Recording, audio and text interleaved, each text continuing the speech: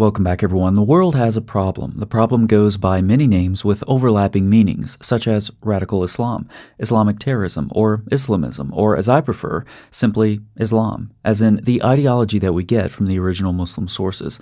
In the U.S., throughout 2024, authorities warned increasingly of Islamic terrorism threats. A couple of reasons why are readily apparent, and they don't only apply to the U.S. One factor I've commented on in many videos, because it's been particularly disturbing to me, is the broad support for the cause of Islamic terrorism among a disturbingly large and noisy group of Western idiots. This and other factors have emboldened Islamic extremism. In mosques, even in the West, in recorded videos, Islamic leaders are preaching hate and violence, fantasizing of the day when the world is under Sharia law. So it hasn't taken a genius to figure out that terrorist attacks are coming. Consequently, myself and many others were not surprised by this guy, Shamsuddin Jabbar, and his attack in New Orleans, which killed and injured dozens of people. Wait a second. Stop. Don't do it.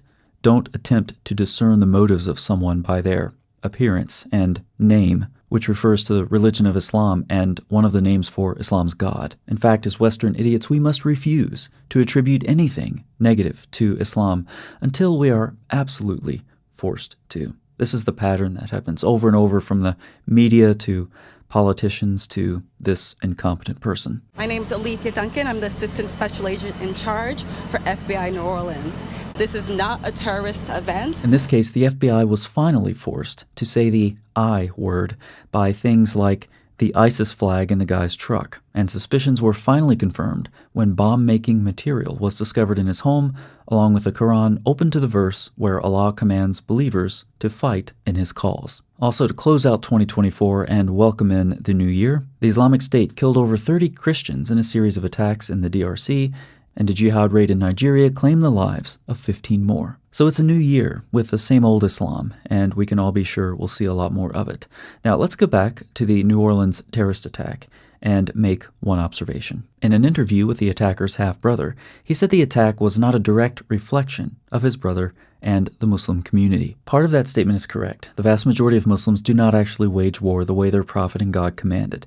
The vast majority of Muslims are better than that. This brings us to a very difficult problem in Islam. Most Muslims are better than their religion. If you don't want the cancer of Sharia law metastasizing, if you don't believe that killing people is the way to spread your religion, and if you aren't motivated by mythical perpetual virgins waiting for you in paradise, then you are better than what Islam's most authentic sources prescribe.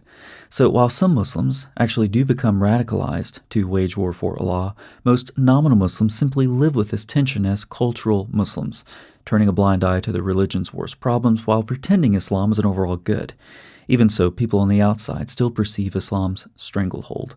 So at best, Islam creates a sort of tension where Muslims credit their religion, even as they live by higher standards than it prescribes. At worst, others become motivated toward extreme violence.